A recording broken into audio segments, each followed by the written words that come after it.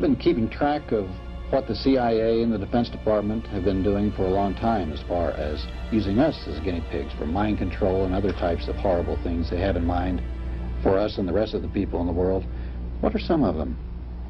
Well, it started out basically with the CIA doing experimentations on their own men to discover if they could get rid of agents who were going to quit the department and still had classified information. So they utilized different types of drugs and pain and hypnosis and electric shock to try and get the guys to forget. Then they also did experimentations to using different chemicals to see if you can induce a person to commit a crime or induce him to do that or to do this.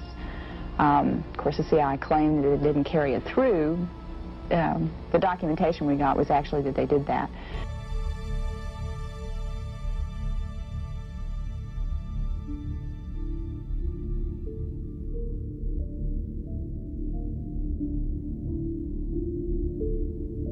Then we came across the overall project called MK Ultra.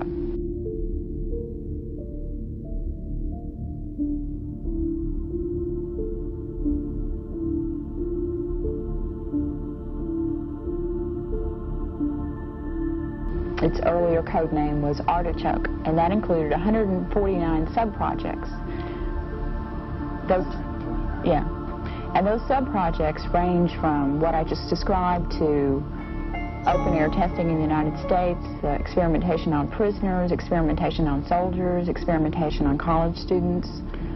Would these people know they were being experimented on and gave their approval? No, except for the quote-unquote voluntary Army soldiers. Oh, yeah.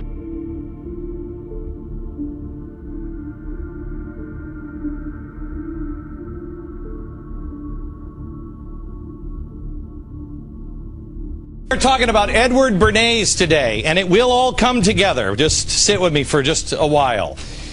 Edward Bernays is a guy who was responsible for a mindset that didn't exist in America before him. He believed that deep within all human beings were dangerous and irrational desires and fears, that people are just not rational, that we have inside of us powerful sexual or aggressive forces. They're remnants of our animal past, and these feelings need to be repressed or guided because they're too dangerous. And Bernays helped further this idea that people weren't rational. Underneath, he said, people really had four things going for them. They were controlled by four things. They were self-preservation, aggression, security, or, of course, sex. He believed if you can harness one of these four things, you can get people to do anything. He started taking regular things like smoking, associated him with one of these four things.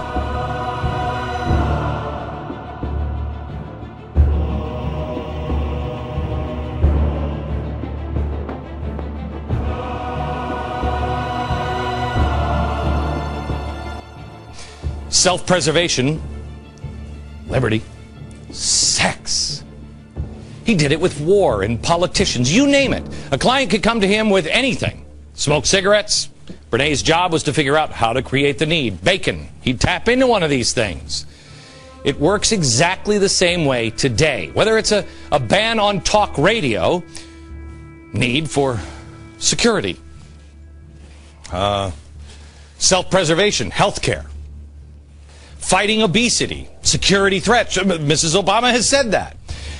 But Bernays didn't come up with this alone. He had a dirty little secret.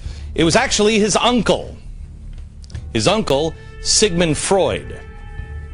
Now we have an ad man and a psychiatrist.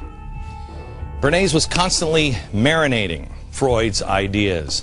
They both knew propaganda worked, and they loved experimenting.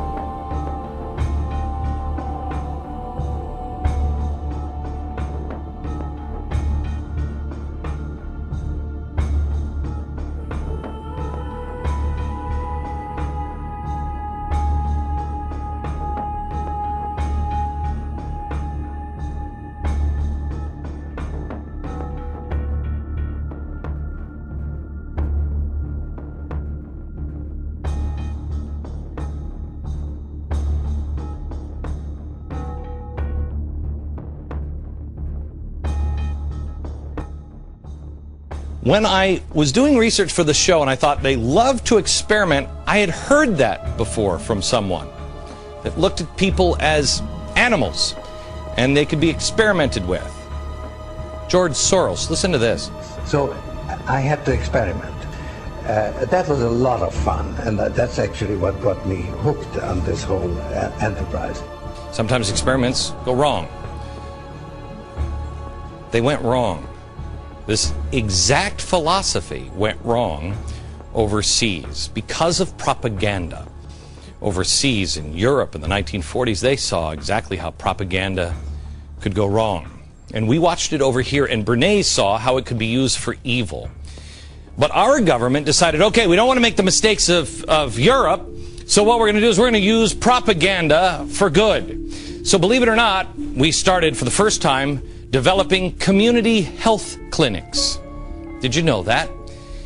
It was because the government was afraid of these feelings inside that had been manipulated through propaganda over in Europe. And they said people aren't equipped to deal with these animal instincts. So we have to introduce these ideas into American families. This was the first public health clinic.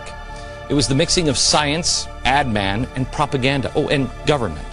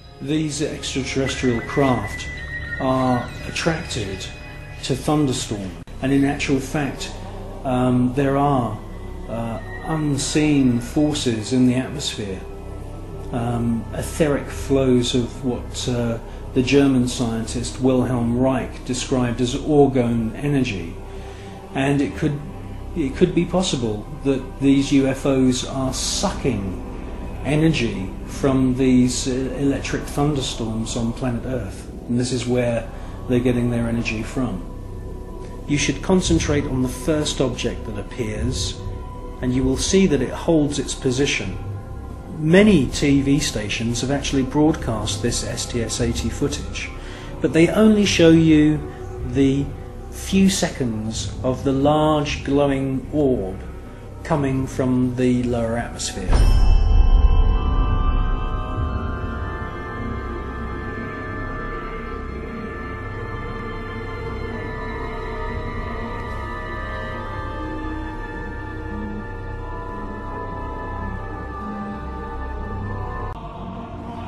The cameraman who's operating the space shuttle camera is fully aware that the first object has held its position, and after the large orb has ascended from the lower atmosphere and the shuttle is moving away from the scene, the cameraman is actually zooming in at the end of the sequence to double check the position of the first luminous orb, and it's a fascinating piece of video.